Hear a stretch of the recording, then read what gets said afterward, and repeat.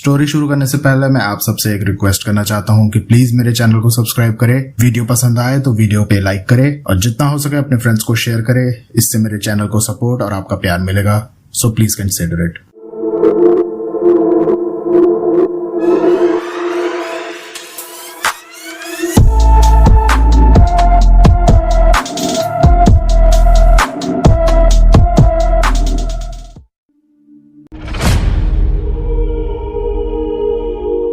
Hello everyone, welcome to the world of story. फिर से मैं आप लोगों के सामने एक और नया रियल सुपरनेचुरल एक्सपीरियंस लेकर। दुनिया में हर इंसान तरक्की करना चाहता है और उसके लिए वो बहुत मेहनत करता है और हम में से कई लोग उस मुकाम तक पहुंच भी जाते हैं जब हमें लगता है कि सब कुछ बढ़िया चल रहा है और हम हमारी उस तरक्की को, हमारी उस लाइफ को एंजॉय कर रहे होते हैं। उस टाइम कुछ लोगों की काली नजर आपके पीछे पड़ी रहती है और ये आपकी दुनिया बदल सकती है। अगर आप नजर और काली शक्तियों में नहीं मानते हैं तो आपको ये कहानी जरूर सुननी चाहिए। हमारी आज की कहानी हमारी एक व्यूअर ने हमसे शेयर की है, लेकिन उन्होंने बहुत स्ट्रिक्टली कहा है कि जगहों के नाम और लोगों के नाम एक्सपोज नहीं किए जाए, इसलिए हम लोगों ने नाम चेंज कर दिए हैं। लेकिन मैं आपको बता दूं, ये कहानी 100% रियल है और ये आपके दिमाग की फ्यूज उड़ा सकती है। अग्रवाल फैमिली का नाम शहर के अमीर और इज्जतदार लोगों के अंदर आता था। इनकी अग्रवाल टेक्सटाइल शहर में एक बड़ा ब्रांड था, कपड़ों की क्वालिटी और डिजाइन में सबसे आगे। मिस्टर राजीव अग्रवाल एक सेल्फ मेड मैन थे जो अपनी मेहनत और लगन से जीरो से हीरो बने। उन्हीं के साथ थी उनकी पत्नी सुनीता, एक समझदार और संस्कारी औरत जिसने पूरे परिवार को एक सूत्र के अंदर पिरोया हुआ था। इनके अलावा इनका बेटा करण, जो कि कॉलेज में अपनी पढ़ाई कर रहा था और अपने पापा का राइट हैंड बनने का सपना देखा करता था, और इनकी छोटी बेटी रिया, एक खुश मिजाज, हमेशा हंसी मजाक करने वाली लड़की जो पूरे घर के माहौल को चीयरफुल बना के रखती थी। अग्रवाल फैमिली बिल्कुल एक सपनों की फैमिली की तरह थी। हर टाइम पर खुश रहना, एक दूसरे को सपोर्ट करना, सक्सेस, प्यार और खुशियों से भरी हुई। लोग उनकी जोड़ी, उनकी फैमिली और उनकी किस्मत की मिसाल देते थे, लेकिन शायद उनकी किस्मत को कुछ और मंजूर था। एक बार राजीव के पास एक घर की डील आई, एक बैंगलो की, और ये जो बैंगलो था ये शहर के सबसे पॉश एरिया के अंदर सिचुएटेड था, जहां पर राजीव हमेशा से अपना एक घर लेना चाहता था। और जब उसे अपॉर्चुनिटी मिली तो उसने इस अपॉर्चुनिटी को मिस नहीं किया। पूरी फैमिली वो बैंगलो देखने के लिए पहुंचती है तो व्हाइट मार्बल से बना हुआ पूरा घर था, टीक वुड के हेवी डोर्स, फ्रेंच स्टाइल में बनी हुई विंडोज और घर के बाहर एक बहुत बड़ा लॉन जहां पर सुबह सुबह बैठकर सब लोग चाय पी सकते हैं। ये घर सिर्फ राजीव जी को ही नहीं, उनकी पूरी फैमिली को पसंद आया। ये उनके लिए अपने उस ड्रीम हाउस जैसा था। सिर्फ घर के विजिट के दौरान ही सब लोगों ने अपने अपने कमरे और अपनी अपनी जगह फिक्स कर दी थी कि मैं यहाँ पर जिम बनाऊंगा, करण कहता है। रिया ने अपना एक कॉर्नर फिक्स किया था जहां पर वो अपनी पेंटिंग्स करने वाली थी। पूरे परिवार की आंखों में चमक देखकर राजीव जी ने बिल्कुल भी देर नहीं की और घर की डील को साइन कर दिया। घर जो था वो रेडी टू मूव इन था। शिफ्ट करने में उनको ज्यादा टाइम नहीं लगता और उन्होंने एक डेट फिक्स की और डिसाइड किया कि हम लोग जितना जल्दी हो सकता है नए वाले घर में शिफ्ट करेंगे। करीबन 1 महीने बाद की डेट आई थी, तो जो कुछ फर्नीचर वगैरह उनको चेंज करना था, राजीव जी ने ऑर्डर दिया इंटीरियर डिजाइनर्स को चीजें चेंज करने का।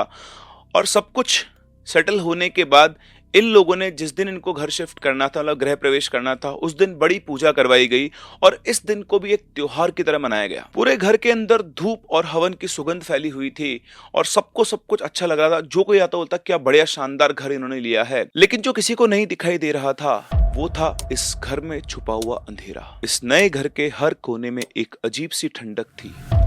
शुरू में तो इन लोगों को लगा कि पूरा घर मार्बल से बना हुआ है और मार्बल वैसे भी ठंडा रहता है, पर धीरे धीरे कुछ ऐसे लम्हे आए कि घर में सब कुछ परफेक्ट होने के बाद भी एक अकेलापन सा, एक खालीपन सा महसूस होता था। खैर, पूरा परिवार इस घर के अंदर सेटल हो चुका था और इनके सेटल होने के करीबन 2 महीने के बाद एक रात 2 बजे के आसपास सुनीता की आंख राजीव की कांपती हुई आवाज से खुलती है। सुनीता जल्दी से उठकर राजीव की तरफ देखती है तो राजीव अपनी छाती को पकड़े हुए छटपटा रहा था। उसका चेहरा बिल्कुल पीला पड़ा हुआ था और उसकी आंखें खुली हुई थी डर के मारे, जैसे कोई अनदेखी अनजानी चीज उन्हें पकड़ रही हो। सुनीता घबरा गई, वो हड़बड़ा के एकदम से अपना फोन ढूंढने लगी और जब वो अपना फोन ढूंढ रही थी राजीव ने एकदम से सुनीता का हाथ पकड़ लिया और जैसे राजीव ने सुनीता का हाथ पकड़ा उसे फील हुआ कि राजीव का हाथ बिल्कुल ठंडा हो चुका है और वो पसीने से भरा हुआ है।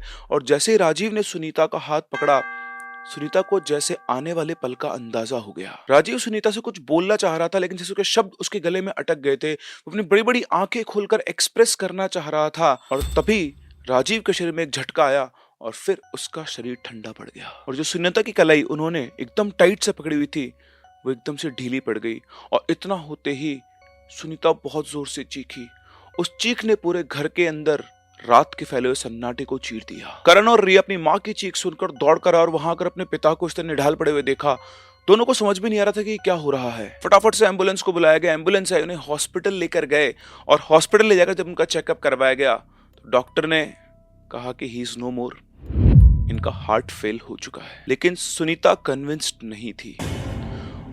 जो कुछ हुआ था उसकी आंखों के सामने हुआ था। वो अच्छे से जानते थे कि राजीव को कोई बीमारी नहीं थी। उनके रेगुलर हेल्थ चेकअप्स बिल्कुल नॉर्मल आते थे।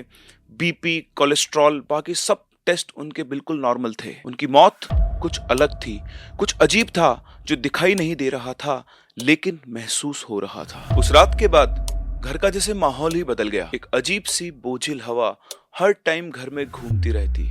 ऐसा लगता कि एक ना देखी जाने वाली आंखें हर समय इन सब लोगों पर नजर रखे हुए है।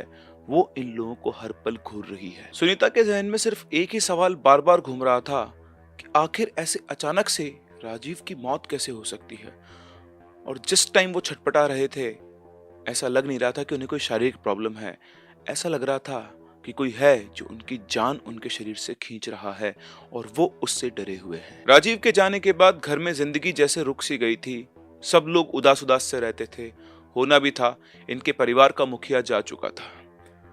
कुछ दिनों तक दुख मनाने के बाद सुनीता ने सोचा कि घर में वापस से जिंदगी को नॉर्मल करना पड़ेगा, वरना बच्चे जिंदगी में आगे कैसे बढ़ेंगे। उसने हिम्मत जुटाकर घर में नॉर्मेलिटी या नॉर्मेलिटी को वापस लाने की कोशिश की। उसने सोचा कि सब कुछ वापस पहले जैसा ठीक हो जाए। लेकिन घर में हंसी और खुशी जैसे खो सी गई थी। और सबसे ज्यादा बदलाव था करण में। शुरू में तो सुनीता को लगा कि अपने पिता की मौत की वजह से करण सदमे में है। लेकिन करीबन 1 महीना गुजरने के बाद भी जब करण नॉर्मल नहीं हुआ तो उसे थोड़ा अजीब लगने लगा। उसने करण को ऑब्जर्व करना शुरू किया। वो बिल्कुल चुप रहता, जबकि पहले वो बहुत बातचीत किया करता था। करण की आंखों के नीचे काले काले गड्ढे बन गए थे और जब भी करण सुबह सो के उठता था उसकी आंखें बिल्कुल लाल रहती थी, जैसे सारा खून उसकी आंखों में उतर आया हो। घबराकर उसने करण के सारे मेडिकल चेकअप करवाए लेकिन सब कुछ नॉर्मल था। डॉक्टर से 2-3 बार चेकअप करवाने के बाद भी जब कोई इन्फेक्शन नहीं आया, कुछ भी नहीं आया, तो डॉक्टर ये कहता था कि सब कुछ ठीक है, आप शायद ऐसे ही परेशान हो रही हैं। पर सुनीता जानती थी कि सब कुछ ठीक नहीं है। रिया भी अपने भाई को देखकर थोड़ी परेशान रहती थी क्योंकि भाई के नेचर में बहुत ज्यादा बदलाव आ गया था। जहां वो पहले पूरे घर वालों से बात किया करता था, अब बस वो घर की खिड़की के पास बैठकर बाहर की तरफ किसी एक पॉइंट पर घंटों तक घूरता रहता था, जैसे उसे कोई दिखाई दे रहा हो। कभी कभी करण को देखकर ऐसा लगता जैसे हवा में किसी से बातें कर रहा हो। एक कोने की तरफ देखकर वो कुछ न कुछ इशारों में, चेहरे के एक्सप्रेशन से बातें किया करता था। और फिर आई वो सुबह जिसने सब कुछ खत्म कर दिया। तो क्या हुआ उस सुबह हम लोग जानेंगे इस कहानी में आगे। लेकिन उससे पहले अगर आप चैनल पर नए हैं या फिर पुराने हैं तो चैनल को सब्सक्राइब जरूर करें। इसी के साथ साथ आप लोग ना वीडियो को लाइक कर रहे हैं, पता नहीं आई डोंट नो आप लोगों को क्या हो गया है, बट प्लीज अगर आपको स्टोरीज पसंद आ रही हैं तो उन्हें लाइक जरूर करें ताकि हमें भी जो एल्गोरिदम है उसमें ऊपर आने का मौका मिले और ये कहानियां, हमारी मेहनत और लोगों तक पहुंच पाए। तो वीडियो को लाइक जरूर करें अगर आपको कहानी पसंद आती है। कमेंट सेक्शन में हमें जरूर बताएं कि और किस तरह की कहानियां आप लोग सुनना चाहते हैं। और अगर आपने चैनल को सब्सक्राइब नहीं किया तो चैनल को सब्सक्राइब जरूर करें। तो ये बढ़ते कहानी में आगे। उस सुबह सुनीता करण को उसका ब्रेकफास्ट देने गई और जैसे उसने करण के कमरे का दरवाजा खोला, एक बहुत तीखी सी बदबू उसके नाक तक पहुंची। एक ऐसी बदबू जैसे कमरे के अंदर कुछ सड़ रहा हो। उसने बेड पर देखा, बेड पर करण पड़ा हुआ था, बिल्कुल बेजान। उसके हाथ पैर बिस्तर पर ऐसे ही पड़े हुए थे। उसकी आंखें आधी खुली हुई थी और उसके मुंह से खून की एक धार निकल रही थी।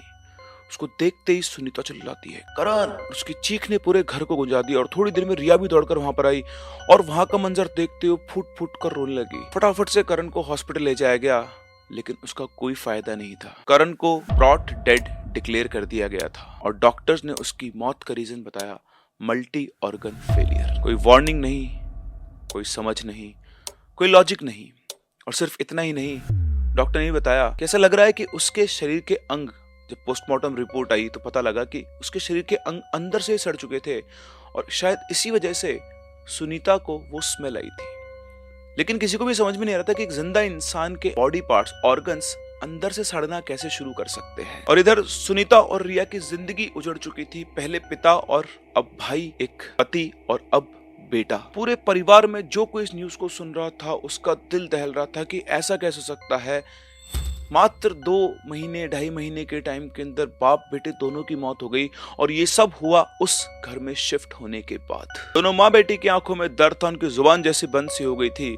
लेकिन जो भी कोई इस बारे में सुन रहा था, देख रहा था, जान रहा था, वो उसको ऐसा लग रहा था कि जैसे एक सोची समझी साजिश के तहत इस घर से एक एक आदमी को कम किया जा रहा है। अपने भाई और पिता को खोने के बाद अब रिया बिल्कुल सदमे में जा चुकी थी। सुनीता की भी लाइफ कोई नॉर्मल नहीं थी, और इस घर में अब कुछ नॉर्मल हो भी नहीं सकता था, जहां पर कुछ दिनों के अंतराल में घर के 4 लोगों में से 2 मेंबर जा चुके हों। जैसे तैसे करके सुनीता ने वापस से अपने आप को संभाला, क्योंकि उसे अपनी बेटी का ध्यान रखना था। लेकिन शायद अब अगला नंबर रिया का था। रिया के नेचर में बदलाव आ चुका था। करण की तरह वो बिल्कुल शांत रहने लगी थी। वो अपने ही कमरे में बंद रहती, कमरे में लाइट जला कर नहीं रखती, खिड़की दरवाजे सबके ऊपर उसने पर्दे लगा रखे थे। सुनीता ने उसको कई बार समझाने की कोशिश की, लेकिन वो उसकी बात पर ध्यान ही नहीं देती थी। धीरे धीरे उसके बिहेवियर में और चेंजेस आने लगे, और इन चेंजेस को सुनीता लगातार ऑब्जर्व कर रही थी, क्योंकि कहीं ना कहीं उसके मन में भी अंदेशा था कि अब उसके पास अगर कोई बचा है तो वो सिर्फ और सिर्फ रिया है। सुनीता कई बार जब उसके कमरे में जाती तो उसे एक बड़ी अजीब सी स्मेल आती, जैसे कोई चूहा मर गया हो। वो उससे कहती थी कि तेरे रूम में कहीं चूहा हुआ तो नहीं मर गया है, लेकिन उस बात का कोई जवाब नहीं देती थी। उसने चेक भी करवाया अपने नौकरों वगैरह से भी, लेकिन कमरे में ऐसा कुछ भी नहीं था। लेकिन होता ना, कई बार घुसते ही एकदम से लगातार नहीं आती थी, जैसे कभी आप कमरे में एंटर करो एकदम से एक स्मेल आती है, तो ऐसी उसको स्मेल आया करती थी। और बात सिर्फ स्मेल की नहीं थी, रात के टाइम पर सुनीता को ऐसी फुसफुसाहट की आवाजें आया करती थी, जैसे घर में कोई 2 लोग आपस में बात कर रहे हों। लेकिन घर में सिर्फ ये 2 ही लोग थे। रिया अपने कमरे में अपने आप को बंद रखा करती थी, और सुनीता वो खुद चाहे कितनी भी कोशिश कर ले, लेकिन वो नॉर्मल नहीं थी।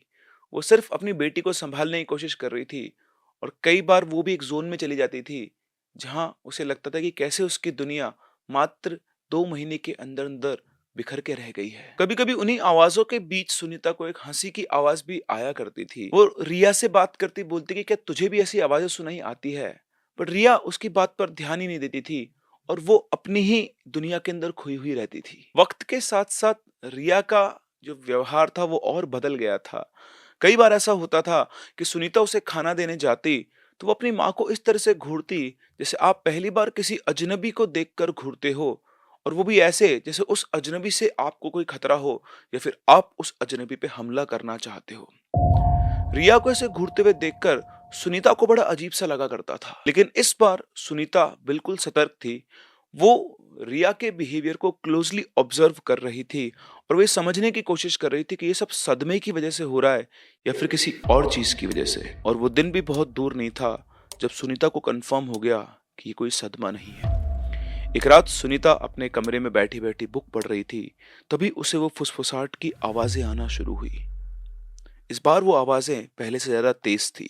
वो उन आवाजों का पीछा करते हुए पहुंची तो उसे सुनाई दिया कि ये आवाजें रिया के कमरे से आ रही है, जैसे 2-3 लोग आपस में बातचीत कर रहे हो, थोड़ी दबी हुई आवाज में, लेकिन फिर भी गुस्से की वजह से या किसी और चीज की वजह से उनकी आवाज की इंटेंसिटी ज्यादा आ रही हो। सुनीता ने हिम्मत करके रिया के कमरे का गेट खोला तो कमरा देखकर वो चौंक गई। पूरा कमरा बिखरा हुआ था।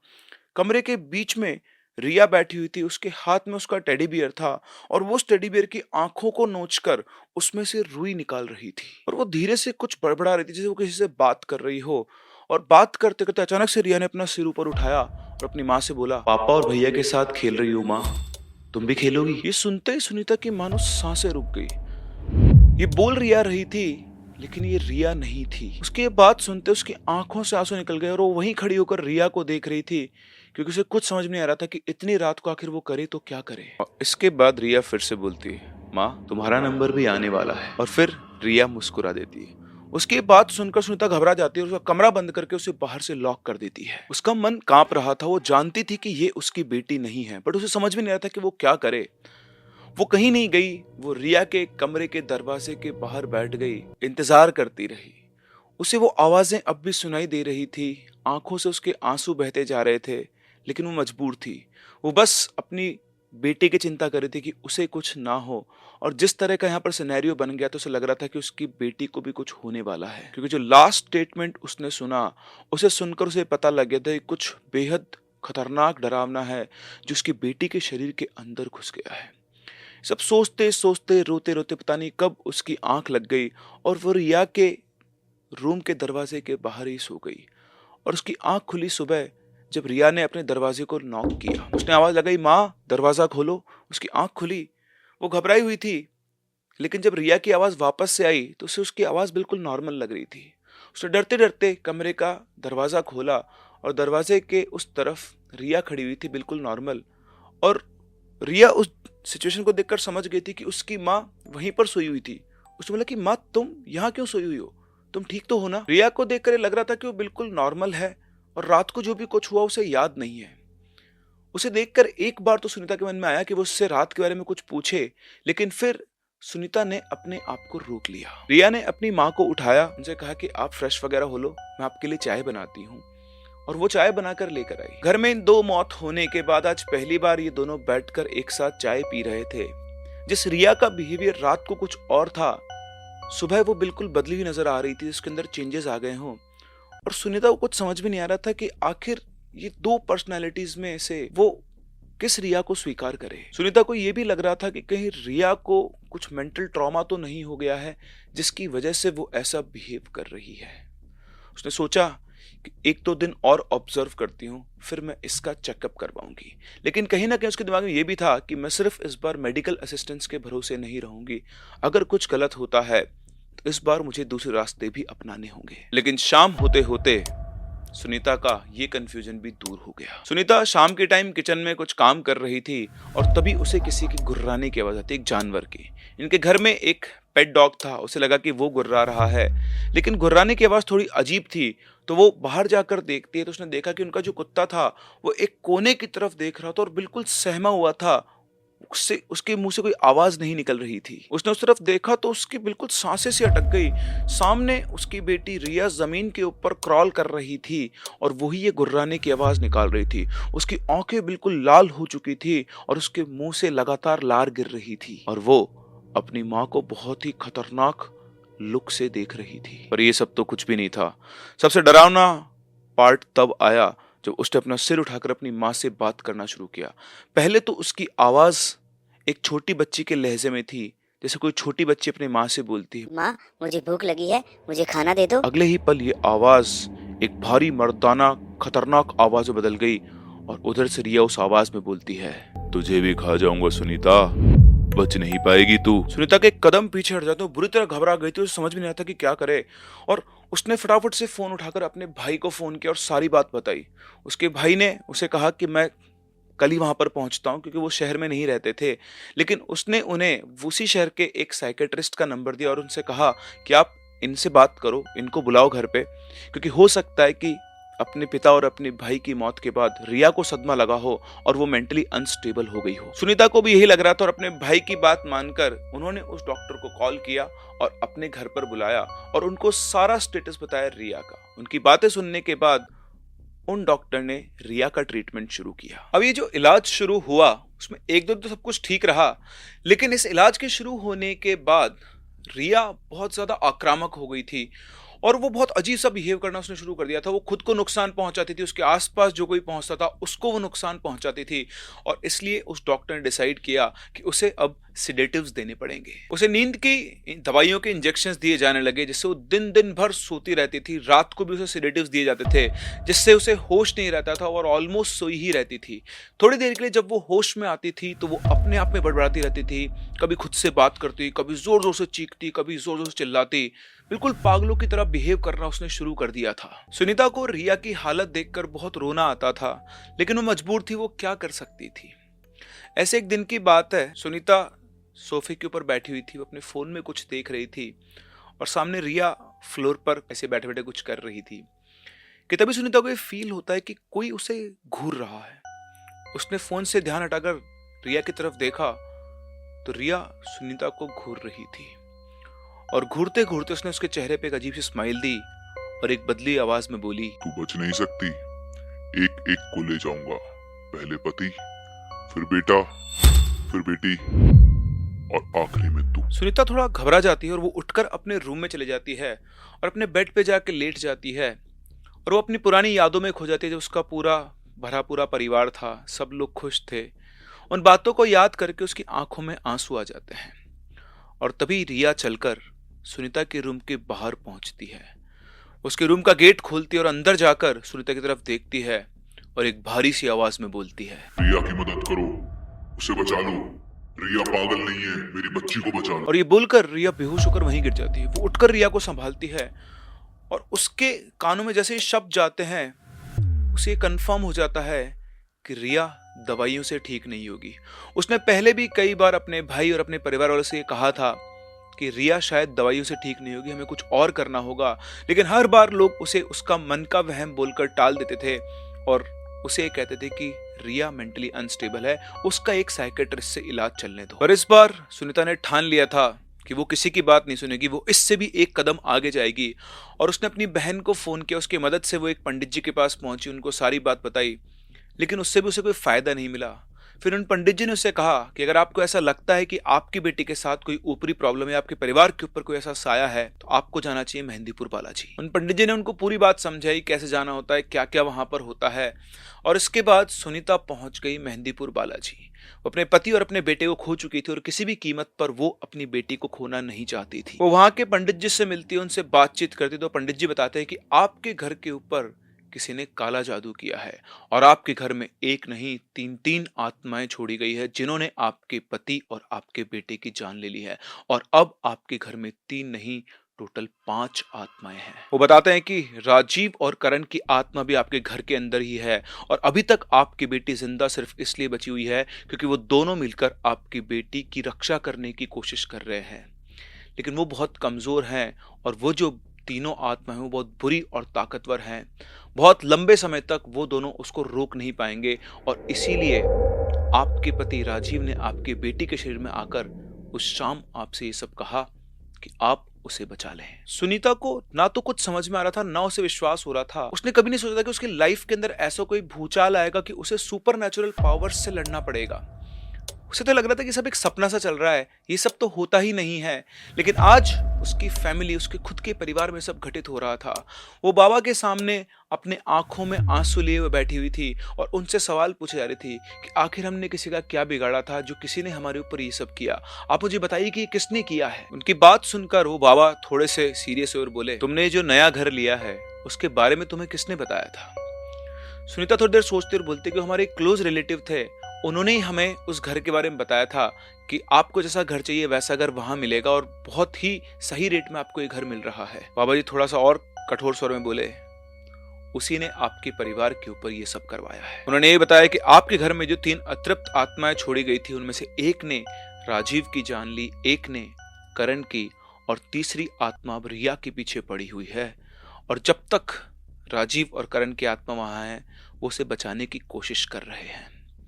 उनकी बात सुनकर सुनीता फूट फूट कर रोने लगी और बाबा जी के हाथ जोड़कर बाबा जी के पैर पकड़कर उनसे बस यही कहने लगी कि कैसे भी करके आप मेरी बेटी को बचा लो, चाहे मेरी जान चली जाए लेकिन मेरी बेटी को कुछ नहीं होना चाहिए। उसे देखकर बाबा को उससे दिल से दया उसके ऊपर आई। उन्होंने कहा कि बेटा चिंता मत करो, मैं तुम्हारी सहायता करूंगा, लेकिन सबसे पहले तुम्हें अपनी बेटी रिया को यहाँ मेहंदीपुर बालाजी लेकर आना होगा।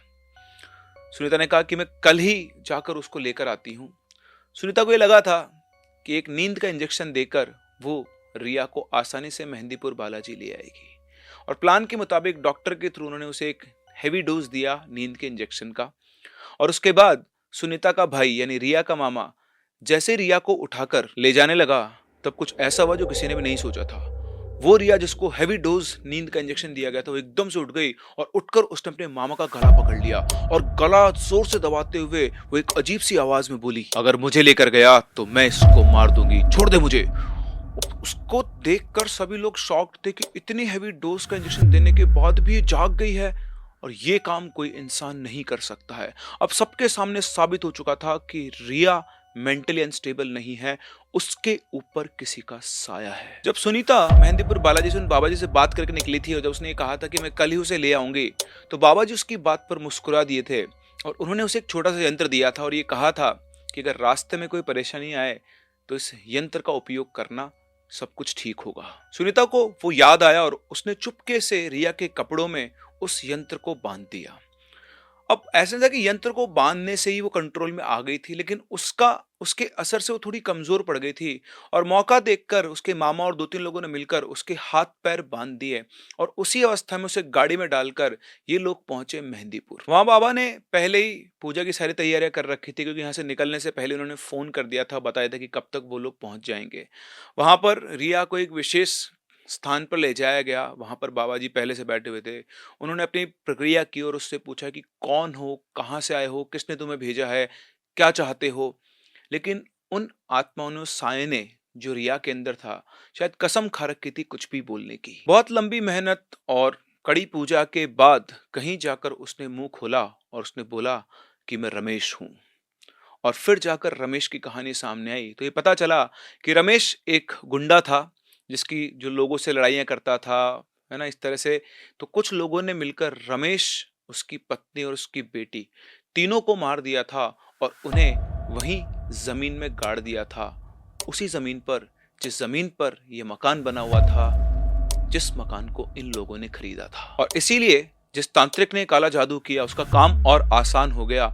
उसने वहीं से रमेश की आत्मा को पहले राजीव के शरीर में, फिर उसके बाद करण के शरीर में और अब रिया के शरीर में वो प्रवेश कर चुका था। पूजा अभी भी चल रही थी और चलते चलते फिर से रिया ने अपनी आवाज को बदला और इस बार वो अपने पिता राजीव की आवाज में बोल रही थी। ये आवाज सुनकर सुनीता और उसका भाई दोनों सन्न रह गए। रिया ने राजीव की आवाज में बोला, मैं अपनी बेटी को इतने दिनों से तकलीफ में देख रहा था, लेकिन मैं कमजोर हूं, मैं कुछ भी कर नहीं पा रहा था और इसी वजह से मैं भी यहाँ पे अटका हुआ हूँ। मुझे मुक्ति चाहिए। और ये कहकर रिया रोने लगती है। ये सब कुछ समझकर फिर जो बाबा जी होते हैं वो अपनी पूजा को और तेज करते हैं, कुछ और तौर तरीके वो अपनाते हैं और उसके बाद फाइनली वो एक हनुमान जी का लॉकेट रिया को देते हैं और उसकी माता की तरफ देखकर बोलते हैं कि अगले 16 मंगलवार तक आपको यहाँ पर इसे लेकर आना होगा, तब जाकर ये कहीं इन आत्माओं के प्रभाव से मुक्त हो पाएगी। इसके बाद अगले 16 मंगलवार तक रिया लगातार मेहंदीपुर बालाजी गई। वहां जाकर उसकी पूरी हीलिंग हुई और तब जाकर कहीं वो रमेश और उसके परिवार से मुक्त हो पाई। लेकिन कहानी सिर्फ यहीं खत्म नहीं हुई। जिन्होंने हमसे स्टोरी शेयर की है, जिनके साथ ये सब हुआ है, जिनको हम रिया बोल रहे हैं, उनका अपने पिता और भाई से शायद बहुत ज्यादा अटैचमेंट, लगाव या एक बंधन था कि मुक्ति मांगने के बाद भी उनको मुक्ति मिल नहीं पाई। मतलब बात यह है कि राजीव और करण दोनों कई बार रिया के शरीर को अपना माध्यम बनाकर सुनीता से और अपने परिवार वालों से मिलने और बातचीत करने आते हैं। और इन्हीं चीजों के चलते रिया की शादी भी नहीं हो पा रही है। वो अभी तक भी सिंगल है और अभी भी वो मेहंदीपुर बालाजी जाती है और उसने अपनी हीलिंग को जारी रखा हुआ है। और धीरे धीरे उसे ये भी जानकारी मिली कि रिया के साथ ये जो सब कुछ हो रहा है, ये उसके पुराने जीवन के, यानी पिछले जन्म के कर्मों का फल है। पिछले जन्म में वो एक रानी थी और उसके पिता ने उसके ऊपर बहुत सारे उपकार किए थे। उसके पिता से उसने बहुत सारे ऋण लिए थे और शायद इस जन्म में वो इन्हीं ऋणों को चुका रही है। वो अपने पिता का बिजनेस भी संभाल रही है और साथ ही साथ अपनी माँ को भी संभाल रही है। जैसे एक एक करके उन सब ऋणों को वो वापस से चुका रही है। इनके वो रिश्तेदार जिन्होंने इनके ऊपर ये सब करने की कोशिश किया सफल भी रहे, उनका पूरा परिवार नष्ट हो चुका है और वो भी अब अपनी अंतिम सांसें गिन रहे हैं। क्योंकि किसी का बुरा करके आप इस काल चक्र में बच नहीं सकते हैं। आज अगर आप किसी का बुरा कर रहे हैं तो वो घूमकर कल आपके ऊपर वापस आने वाला है। इसीलिए अपने कदमों को बहुत सोच समझ के उठाना चाहिए। हो सकता है कि द्वेष भावना से, हो सकता है जलन से, आपको ऐसा लगे कि सामने वाले का मैं नुकसान कर दूं, आप उसके अगेंस्ट प्लानिंग कर सकते हैं, षड्यंत्र बना सकते हैं, लेकिन कर्मों का फल यही भोगना है। वो षड्यंत्र उसके ऊपर अगर काम कर गया तो एक दिन वैसा ही षड्यंत्र आपके ऊपर भी काम करेगा। और ऐसा ही कुछ हुआ हमारी आज की इस कहानी में।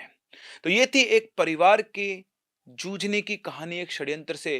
कैसे एक हंसता खेलता परिवार बर्बाद हो गया सिर्फ किसी की जलन से। वो अपनी मेहनत करके अपने भाग्य का खा रहे थे, लेकिन किसी को ये बात पची नहीं और उसने सहारा लिया सुपर नेचुरल पावर्स का उनको बर्बाद करने के लिए। इसीलिए ऐसे लोगों से हमेशा सतर्क रहें, सावधान रहें। ये थी हमारी आज की कहानी। हम लोग मिलते हैं अपनी अगली कहानी में, तब तक के लिए keep loving and keep listening.